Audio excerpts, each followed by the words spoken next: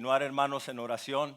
Señor papá, esta mañana te damos gracias que podemos estar aquí juntos como una familia, Señor, para alabarte, Señor, para bendecir tu nombre, mi Dios, para exaltarte, mi Dios, y ahora durante este tiempo para ser instruidos a través de tu Espíritu Santo y tu palabra, Señor. Sabemos que todo lo que necesitamos para vivir una vida que te agrada a ti, tú nos los has dado en tu palabra, Señor, y te pedimos esta mañana, Dios, que nos concedas un corazón atento, una mente abierta, que estemos dispuestos a no solamente oír la palabra, pero hacer lo que la palabra nos instruye esta mañana. Señor, te pido que si hay pecado y adicción en este lugar, que tú quiebres cadenas hoy, mi Dios. Y te pedimos, Señor, que a través del poder de tu palabra, Señor, tú nos des entendimiento de esta enseñanza difícil. Y te pido, mi Dios, que a mí me des las palabras para poder exhortar, para poder enseñar, para poder animar a tu pueblo, Señor. Y que tú seas exaltado en todo, en el nombre de Jesús. Amén. Vamos a saludarnos, por favor.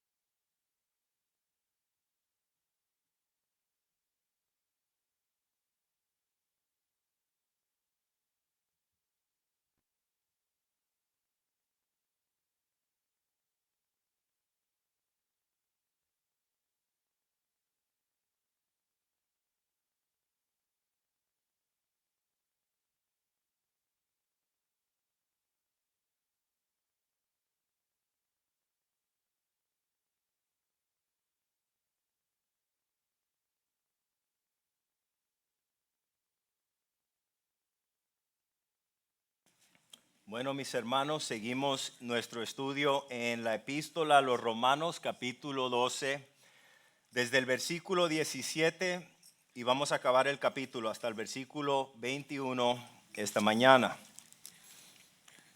El título que le he dado hoy a este mensaje es Un amor que nos cuesta.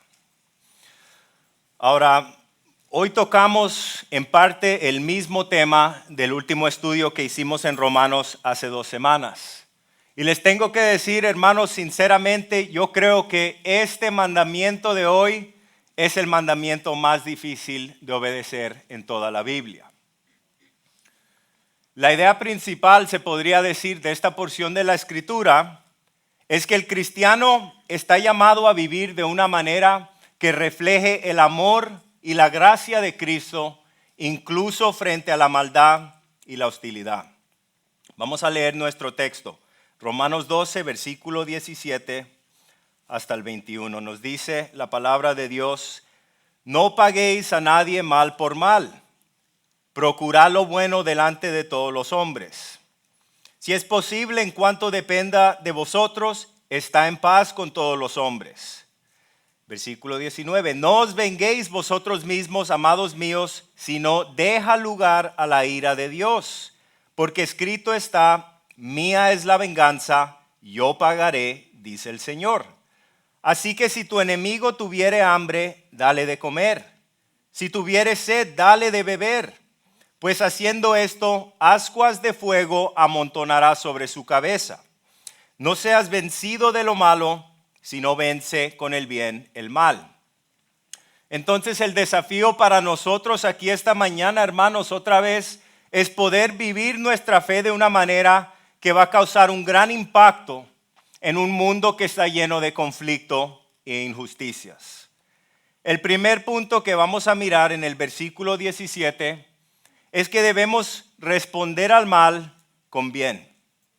Y otra vez la Escritura nos dice, nos instruye a nosotros: no paguéis a nadie mal por mal. Pero todos sabemos, hermanos, que la manera del mundo es: yo te voy a tratar a ti como tú me trates a mí. Pero la escritura nos instruye aquí otra vez: no paguéis a nadie mal por mal. En otras palabras, lo que está diciendo el Señor es: no le des a ellos lo que ellos te han dado a ti. Ahora, en el Antiguo Testamento, bajo lo que llamamos la ley civil establecida por Dios para el gobierno de los judíos, miren lo que dice la Escritura en Levítico capítulo 24, versículos 19 y 20. Dice que si un hombre hiere a su prójimo según hizo, así se le hará. Fractura por fractura, ojo por ojo, diente por diente, según la lesión que haya hecho a otro, así se le hará. Ahora, el punto en esta escritura, hermanos, era establecer restricciones cuando el juez determinaba el castigo por el crimen. Entonces, el castigo que el juez determinaba siempre era semejante al crimen. Miren lo que dice otra vez, versículo 19. Según hizo, así se le hará, fractura por fractura, ojo por ojo y diente por diente. Y también, hermanos, cuando estudiamos esto en el Antiguo Testamento, sabemos que lo que esto hacía es que proporcionaba ley y orden civil entre la comunidad judía. Y por supuesto que también parte del propósito de estos mandamientos era que la gente judía, el pueblo de Dios, tuvieran una reverencia por Dios. Ahora, es importante entender que lo que acabamos de leer era la ley para la justicia civil. Esto no era algo que se aplicaba en términos de venganza personal o propósitos personales. Bueno, entonces si la Escritura me dice a mí como cristiano que no debo pagar mal por mal, ¿qué es lo que requiere Dios de nosotros hoy? Miren lo que dice en la segunda porción del versículo 17, Romanos 12, 17. Procurad lo bueno delante de todos los hombres. Esto aquí, hermanos, se puede decir que es una exhortación para que nosotros hagamos y respetemos lo que es correcto delante de todo hombre.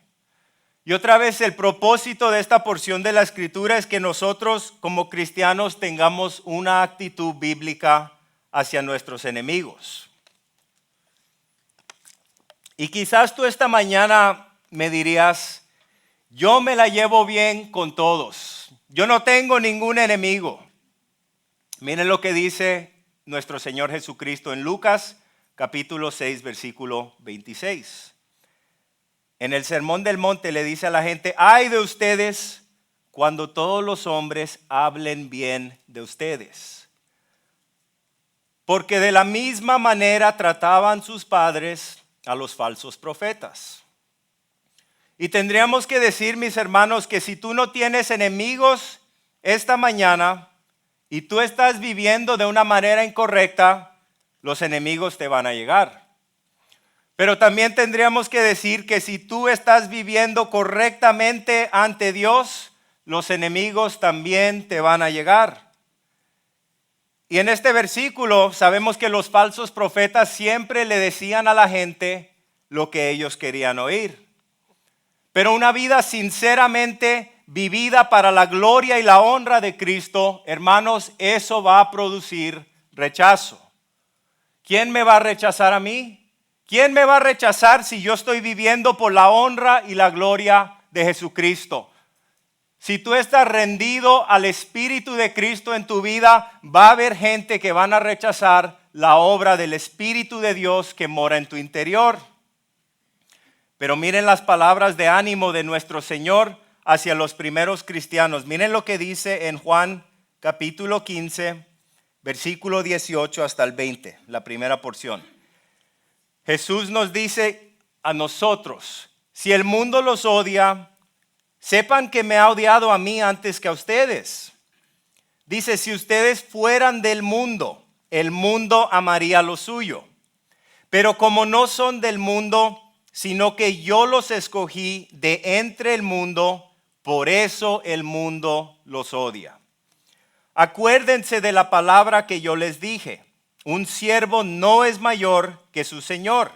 Si me persiguieron a mí, también los perseguirán a ustedes. Y vamos a ser honestos esta mañana, hermanos. Yo creo que todos queremos caerle bien a la gente. Pero la realidad es que no le vamos a caer bien a todos. Y nosotros no debemos poner nuestra confianza en las opiniones de la gente. Porque hoy la gente te puede elogiar, pero mañana quizás van a hablar mal de ti. Y por eso para nosotros como cristianos entendemos que es mejor vivir con el enfoque de ser elogiados por Dios, sabiendo que vamos a rendirle cuentas al Señor en ese día de juicios. Y nuestro gran anhelo y nuestro deseo como siervos de Dios es poder oír de los labios de nuestro Señor lo que dice en Mateo 25:21, bien buen siervo y fiel, sobre poco has sido fiel, sobre mucho te pondré, entra en el gozo de tu Señor. Entonces, entendiendo, hermanos, que la Escritura es muy clara, que en nuestra vida como cristianos, si estamos viviendo por el Señor, sometidos a la palabra de Dios, caminando por el poder del Espíritu Santo, va a haber rechazo. Van a haber personas que rechazan a la obra de Cristo en nuestra vida. Vamos a tener enemigos en nuestra vida. Pues, ¿cuál es la actitud que Dios requiere de sus siervos? La actitud que Dios requiere, la actitud bíblicamente correcta hacia nuestros enemigos, incluye tener un nivel de respeto por nuestros enemigos. Podríamos decirlo de esta manera, hermanos, que cada ser humano tiene dignidad y que cada ser humano merece ser respetado por esa dignidad. Y también tengo que ser honesto, si somos honestos aquí, yo sé que cuando alguien te ha hecho daño a ti personalmente o a tu familia por cualquier razón, esto no es algo fácil. Pero esta actitud es lo que nos prepara a nosotros como cristianos para poder hacer lo que le agrada a Dios y lo que le beneficia al hombre, incluyendo nuestros enemigos. ¿Y qué es lo que pasa, hermanos, cuando empezamos a hacer esto? Que en lugar de pagar mal por mal en nuestra ira, que nosotros estemos predispuestos a hacer lo que es correcto. Y cuando nosotros empezamos a cultivar este respeto hacia la gente, lo que pasa es que nosotros podemos orar por estas personas y que también nosotros podemos tratarlos bien, en vez de maldecirlos, en vez de hablar mal de ellos, en vez de abusar de ellos. Y hermanos, esto es un principio tan importante porque la vida, el modelo de la vida cristiana siempre debe ser de perdón y favor inmerecido. ¿Hacia quién? Hacia nuestros enemigos. Miren lo que dice en el versículo 18. Dice, si es posible, en cuanto dependa de vosotros, está en paz con todos los hombres. Noten la primera porción del versículo. Si es posible. Porque sabemos que no siempre va a ser posible. Porque van a haber momentos donde tú tienes a alguien en tu vida y esa persona no desea tener paz contigo. Pero noten que lo que dice aquí este versículo es en cuanto depende de vosotros. En otras palabras, el Señor nos diría que no podemos controlar a la gente, pero sí somos responsables por nuestros propios pensamientos, nuestras propias actitudes y nuestras propias acciones. Ahora quiero que tomemos un momento aquí, hermanos. Vamos a pensar un momento todos en nuestros enemigos. Quizás hoy dices, pues, ¿quién son mis enemigos? Un enemigo es cualquier persona que se rehúsa ser reconciliado a ti. ¿Quiénes son tus enemigos? O quizás alguien diría esto de nosotros esta mañana. Quizás alguien diría que tú o que yo somos sus enemigos. Que tú o yo somos la persona que rehúsa ser reconciliado a ellos. En las palabras del predicador inglés Charles Spurgeon, el amor cristiano siempre busca la reconciliación. ¿Alguien te ha ofendido? Busca la reconciliación. Quizás digas, me han insultado y yo estoy bien ofendido. Pues hermanos, Dios también estaba bien ofendido. ¿Y qué hizo Dios? Fue de inmediato a buscar la reconciliación. Y quizás digas esta mañana, pues esa persona no se lo merece. No se merece mi perdón por lo que ellos han hecho. No es digna de mi perdón. Tú tampoco eres digno. Pero Dios te amó y envió a su Hijo Jesucristo para reconciliarte a Él.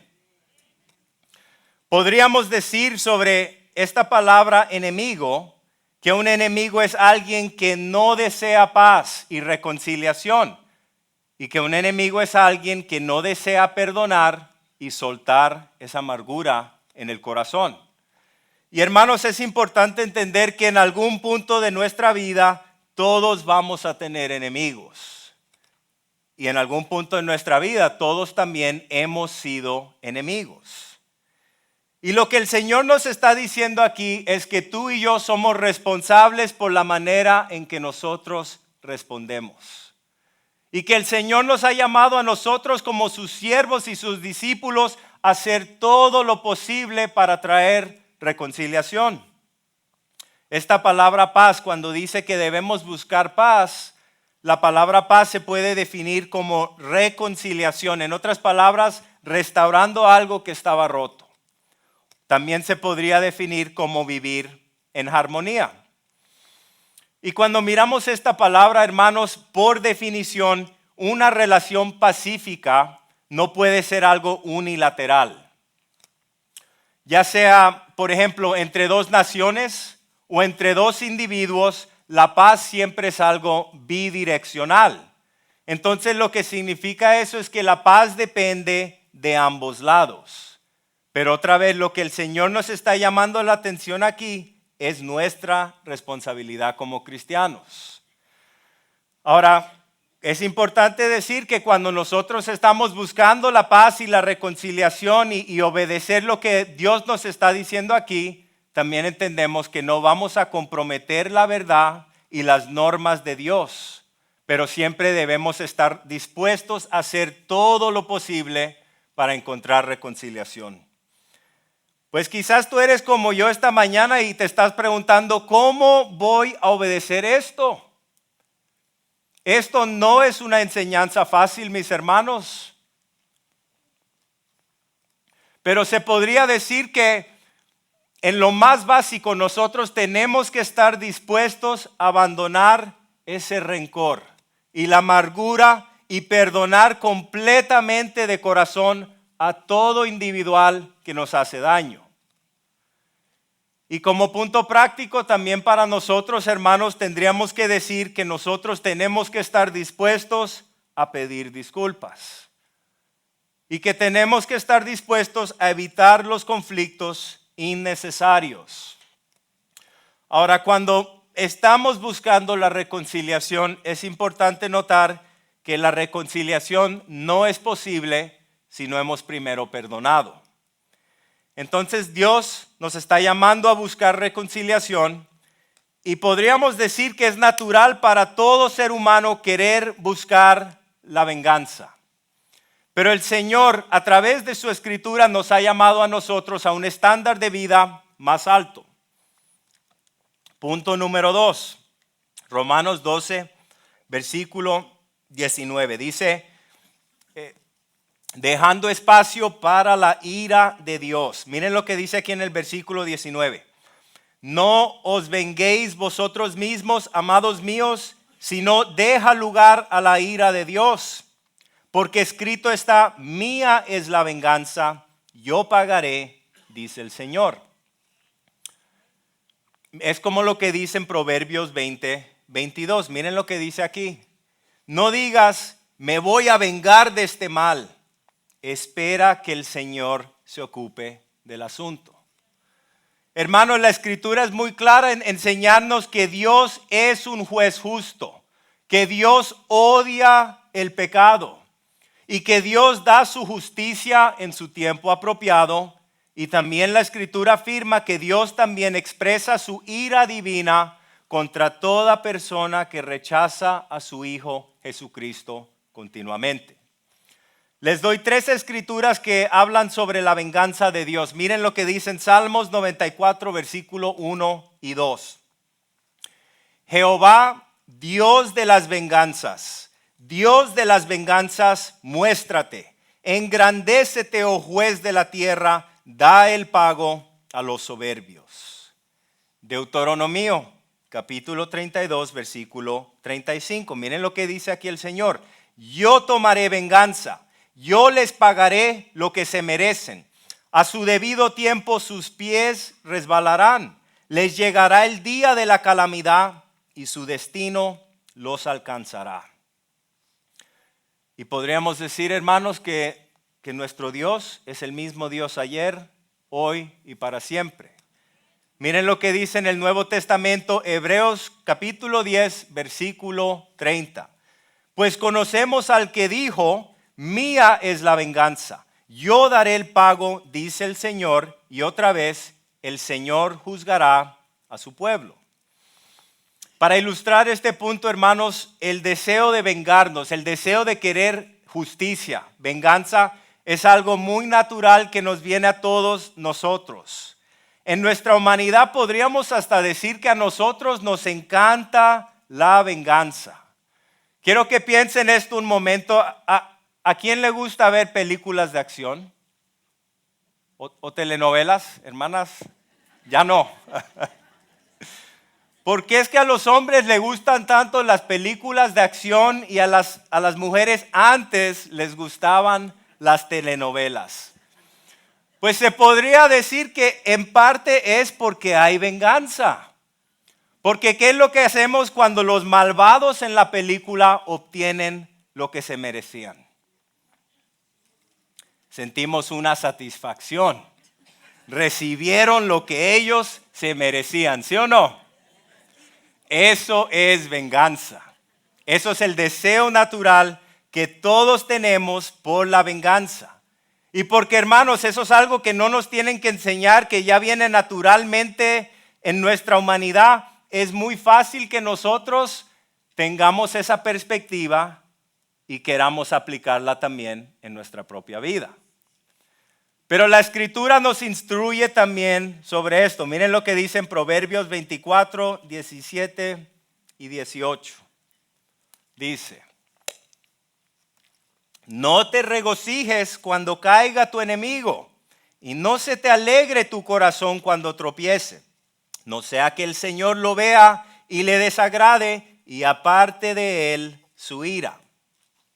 Cuando finalmente le llegue el juicio o esa disciplina divina a nuestros enemigos, lo que está diciendo la Escritura es que nosotros no debemos deleitarnos en su calamidad. Ahora, esta palabra regocijes aquí significa tener una satisfacción o un deleite triunfante y malicioso. Miren lo que dice en Proverbios 17, versículo 5. Dice, el que escarnece al pobre afrenta a su hacedor, y el que se alegra de la calamidad no quedará sin castigo. Entonces, en esas relaciones personales que tenemos, mis hermanos, cuando le viene el día de disciplina o juicio, es un pecado deleitarnos en la calamidad de otra persona o del impío. Pues quizás tú esta mañana, si estás siendo honesto, tú y yo somos iguales en esto. Que algunas veces batallamos con emociones fuertes hacia la injusticia y hacia la maldad en este mundo. ¿Cómo manejamos esas emociones? ¿Qué es lo que Dios nos está llamando a hacer? Les quiero dar un ejemplo de algo aquí. La Escritura tiene algo, hermanos, sobre este tema que nosotros llamamos oraciones imprecatorias.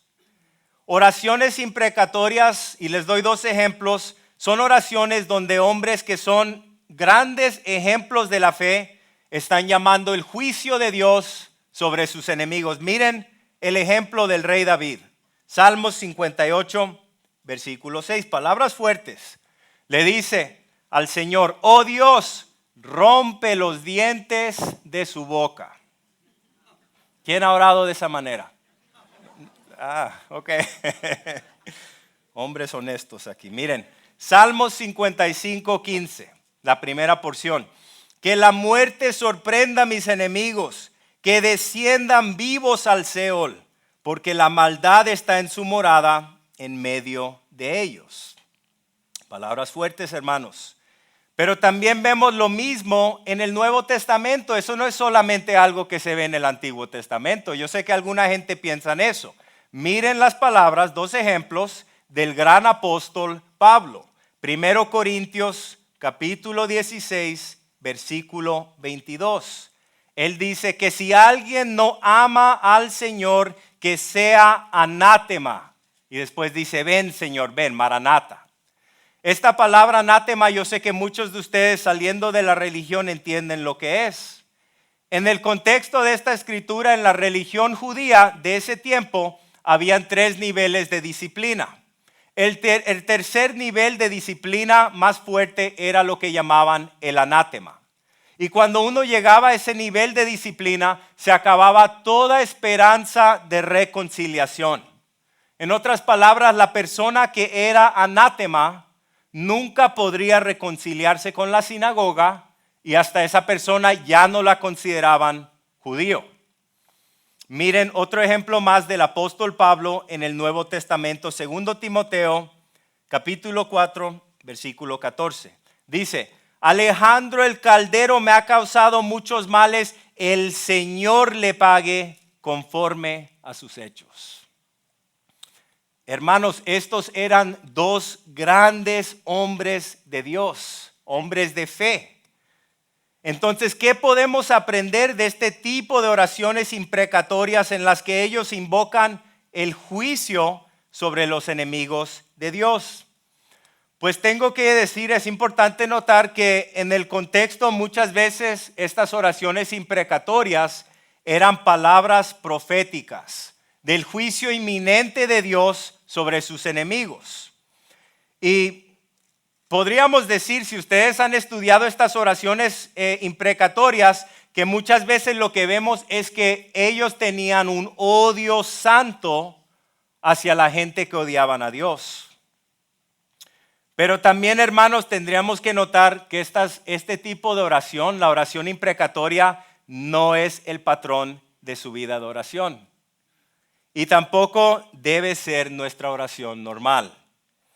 Ahora, si somos sinceros, yo creo que todos afirmaríamos que hay veces donde nos enojamos contra alguna forma de injusticia. Donde vemos lo que le está pasando a la juventud. Donde vemos el abuso de los niños, de los infantes. Donde vemos la esclavización de mujeres y niños que están cruzando la frontera. Esas cosas deben llenarte con una ira justa de Dios. Pero tengo que decir que como cristianos no debemos ser cristianos enojados todo el tiempo. Porque es fácil. Es fácil, hermanos, ser un cristiano que siempre está enojado por toda la injusticia que vemos en este mundo. Y quizás ustedes han vivido temporadas de eso, yo lo he vivido. Pero lo que esa ira justa debe llevarnos es a la oración y a la acción. Y siempre, hermanos, cuando oramos, lo que les estamos diciendo al Señor es: Dios, yo confío que tú eres el juez de los vivos y de los muertos, y que cada rodilla se doblará y que cada alma te va a rendir cuentas a ti. Amén. Ahora podríamos decir también que la Escritura nos instruye que debemos ser sinceros en nuestras oraciones y que debemos derramar nuestros corazones ante Jehová. Miren lo que dice en Salmo 62, versículo 8. Dice: confíen en Él en todo tiempo. Oh pueblo, derramen su corazón delante de Él. Dios es nuestro refugio. Y hermanos, como punto de aplicación para nosotros aquí, cuando nosotros estamos profundamente heridos, cuando estamos en ese lugar donde podríamos describir como que la ira nos está hirviendo en nuestro interior, sería muy peligroso suprimir esas emociones en vez de entregárselas a Dios. Y se podría decir que este es un punto muy importante aquí. Las imprecaciones en la Biblia no son simplemente expresiones de ira, Las imprecaciones nos permiten entregar nuestra ira a Dios para que el Señor se actúe como mejor le parezca. Noten que en esas oraciones que les acabo de leer, ellos no le están pidiendo a Dios, Dios, dame los recursos y dame la oportunidad para vengarme. Ellos le están pidiendo a Dios que Dios se venga. Y están reconociendo la libertad de Dios para actuar o no actuar como mejor le parezca. Y podríamos decir que de esta manera las imprecaciones concuerdan con el consejo que Pablo nos ha dado aquí. No pagues a nadie mal por mal. Ten cuidado de hacer lo que es correcto a los ojos de todos. Si es posible, en la medida que dependa de ti, vive en paz con todos. No os venguéis, mis queridos amigos, sino deja lugar a la ira de Dios, porque escrito está, mía es la venganza, yo pagaré, dice el Señor. Entonces, cuando nosotros confiamos en la justicia de Dios, esto nos libera de esa carga de querer buscar venganza. Y esto nos lleva al punto número 3, nuestro último punto. Hay que vencer el mal con el bien. Romanos capítulo 12, versículo 20 y 21. Miren lo que dice aquí. Así que si tu enemigo tuviera hambre, dale de comer. Si tuviere sed, dale de beber. Pues haciendo esto, ascuas de fuego amontonarás sobre su cabeza. No seas vencido de lo malo, sino vence con el bien el mal. Tendríamos que afirmar esta mañana que el amor es más poderoso que el odio. Amén. Y cuando dice aquí que si le haces bien a tu enemigo, ascuas de fuego amontonarás sobre su cabeza. Esto, hermanos, lo que está describiendo es una convicción ardiente que nuestra bondad coloca sobre nuestros enemigos. ¿Saben cómo puedes destruir a tu enemigo? Trátalo como un amigo. Podríamos decir que el triunfo del amor cristiano es posible sobre el peor enemigo. Pues ¿cómo? Oramos por la salvación de nuestros enemigos. ¿Qué más? Si es posible, buscamos atender las necesidades. Y estas ascuas de fuego, hermanos, pueden derretir su corazón y deben despertar en ellos la vergüenza. Y si ellos no se arrepienten, esto en sí mismo atraerá la justa venganza de Dios. Amén. Pero como toda doctrina, siempre uno tiene que verlo en el contexto más amplio de lo que enseña toda la Biblia. Porque toda moneda tiene dos lados. Entonces, otra vez, esta es una enseñanza difícil. Pero vamos a ver, vamos a aplicar el resto de la escritura, el concilio completo de Dios a estos versículos. Y si hacemos eso, entonces entendemos que cuando la escritura nos llama a amar a tus enemigos, eso no significa que debamos estar de acuerdo con ellos. Tampoco significa que no podemos enfrentarlos y corregirlos. No significa que tú y yo debemos renunciar nuestras creencias y nuestras convicciones. No significa que debes fingir que tus diferencias no son importantes. No significa, hermano, que te debes convertir en pacifista. No significa que no puedes protegerte si estás en peligro físico. No significa que tú te vas a quedar ahí parado mientras alguien hiere a tu esposa y a tus hijos. Amar a tus enemigos no significa que no debe haber la pena de muerte ejercida por el gobierno en ofensas graves. Y tampoco significa que nunca va a haber una guerra justificable por el gobierno con el fin de proteger vidas inocentes. Hay escritura que apoya todos esos puntos, hermanos. Pero entendiendo todo eso, acordémonos que el cristiano está llamado a vivir de una manera que refleja el amor y la gracia, el favor inmerecido de Cristo, incluso frente a la maldad y a la hostilidad. Entonces, en cierre, otra vez, yo creo que este es el mandamiento más difícil de obedecer en toda la Biblia. Debemos responder al mal con el bien. Debemos confiar en Dios por la justicia. Debemos aprender a vencer el mal con el bien. Y hermanos, que nuestras acciones reflejen el amor y la gracia de Cristo, demostrando que somos hijos de Dios. Y tengo que decir, hermanos, que nada de esto es posible por nuestras propias fuerzas. Lo que Dios nos está pidiendo hacer aquí es imposible para un ser humano, pero es posible por el poder del Espíritu Santo. Y ese Espíritu Santo es el que mora en cada persona que ha puesto su fe en el Cristo crucificado. Y ese Espíritu Santo es el que capacita a cada persona que dice: yo voy a morir para que tú surjas en mí. Yo voy a morir a estos malos deseos, a este deseo de venganza. Y voy a confiar que tú eres el juez. Y te entrego mi rencor. Y te entrego mi falta de perdón. Y confío en tu tiempo, Señor. Ese es el Dios que mora en nuestro interior. Ese es el Dios que la gente puede testificar. ¿Cómo es que fulano, después de todo lo que le hemos hecho, la manera en que lo hemos ridiculizado en el trabajo o en la familia, cómo es posible que esta persona todavía puede expresar amor hacia mí? Porque ese mismo Espíritu que mora en Jesucristo y en el primer martirio, cuando fueron crucificados y dijeron: perdónalos, Padre, porque ellos no saben lo que están haciendo. Ese mismo Espíritu mora hoy en tu interior. Ese mismo Espíritu es el que nos permite amar a gente que no se merecen nuestro amor. Y ese mismo Espíritu es el que nos recuerda a nosotros que nosotros tampoco nos merecemos el amor de Dios.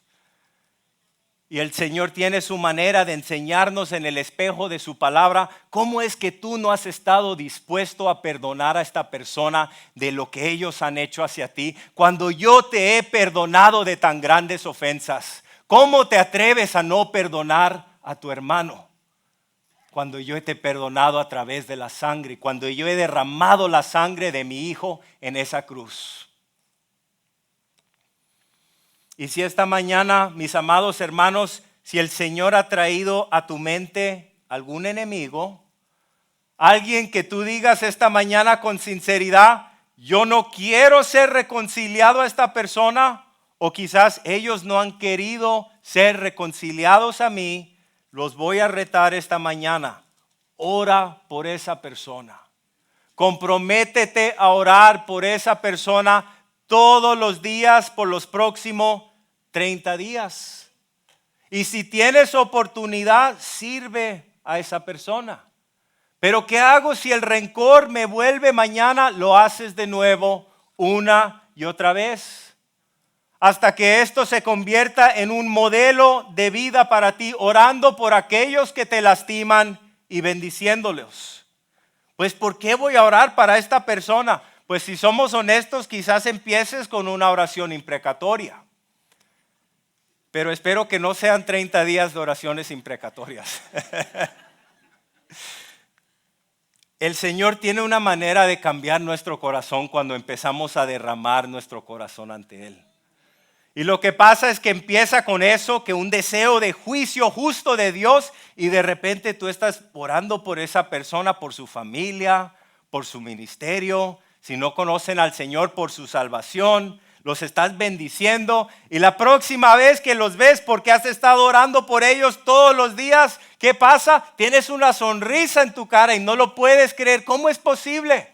Porque te comprometiste a obedecer lo que Dios dice en su palabra. Y este paso de fe de orar por tus enemigos y bendecirlos, Dios te ha arrancado esa amargura de tu corazón, te ha liberado de esas cadenas y ahora puedes reflejar el amor de Cristo a tus enemigos. Amén. También tendríamos que decir en cierre que todos hemos ofendido a Dios. Todos hemos ofendido a Dios por causa de nuestros pecados, por causa de nuestra rebelión, hermanos. Y la única razón por que tú y yo podemos estar delante de un Dios que es 100% santo es porque Dios mismo ha hecho un camino para que nos reconciliemos con Él. Dios mismo ha enviado a su Hijo para morir por nuestros pecados. Y solamente si hemos puesto toda nuestra confianza en el Hijo de Dios, podemos tener paz con Dios esta mañana. Pero incluso como creyentes hay algo que puede mantenernos atrapados. Ya siendo perdonado por Dios y yendo en camino a la eternidad con Dios, hay algo que me puede mantener atrapado en un lugar semana tras semana donde no estoy creciendo espiritualmente. Miren lo que dice en Mateo 6, 14 y 15. Estas son las palabras de Jesús. Si perdonas a los que pecan contra ti, tu Padre Celestial te perdonará a ti.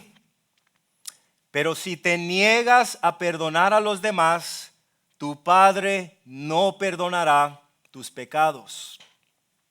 Y quizás esta mañana hay algunos aquí que se han dado cuenta que han estado viviendo con un rencor en su corazón. Y hermanos, yo no estoy diciendo que lo que esa persona, ese grupo, esa iglesia, la maldad que ellos te hicieron a ti, es algo que uno se va a olvidar.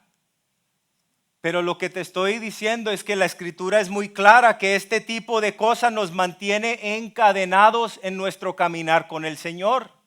Que no puede haber crecimiento y fruto espiritual en nuestra vida si no estamos dispuestos a perdonar a los demás de la misma manera en que el Padre nos ha perdonado a nosotros.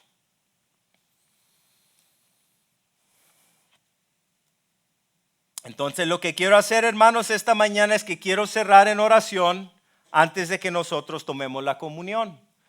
Y vamos a orar que el Señor nos ayude en esta área para poder crecer en esta área, no por nuestras propias fuerzas, pero para poder aprender más y más cómo morir diariamente, momento por momento en nuestra alma a ese deseo de vengarnos, a ese deseo de maldecir a la gente y confiar que Dios es un juez justo. Comprometernos a orar por cada persona que nos haga daño. Comprometernos a bendecirlos en vez de maldecirlos. Y hermanos, lo más importante es recordarnos que aunque ellos no son dignos de perdón, nosotros tampoco lo somos. Señor, esta mañana queremos darte gracias porque tú eres fiel a tu palabra, Señor. Tú eres fiel, Señor, a enseñarnos, a instruirnos. Tu palabra es doble afilada y muchas veces tu palabra trae convicción y corrección a nuestra vida. Señor, esto no es algo que nosotros podemos obedecer. Yo no puedo obedecer esto en mis propias fuerzas. Pero si esta mañana hay hermanos, tus hijos que están aquí, que necesitan libertad, que han vivido encadenados en esta área, Dios, te pido que tú les traigas arrepentimiento. Dios, te pido que hoy tú quiebres cadenas del enemigo.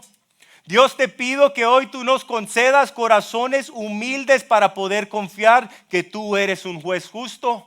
Porque la palabra de Dios nos dice que donde el Espíritu de Dios está, hay libertad. Y que tú has venido para traernos una vida abundante espiritual.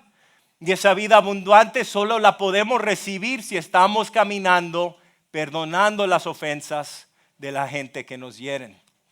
Y Señor, gracias que hasta podemos venir a ti y decir, Señor, yo no quiero perdonar, pero quiero obedecer tu palabra. Ayúdame, Señor. Y tú eres fiel, Señor, cuando venimos en nuestra necesidad. Te pido, Dios, que tú muevas, tu espíritu se mueva en nuestros corazones durante este tiempo de alabanza, que podamos examinar nuestro corazón y podamos honrarte en este tiempo de comunión. En el nombre de Jesús. Amén. En lo que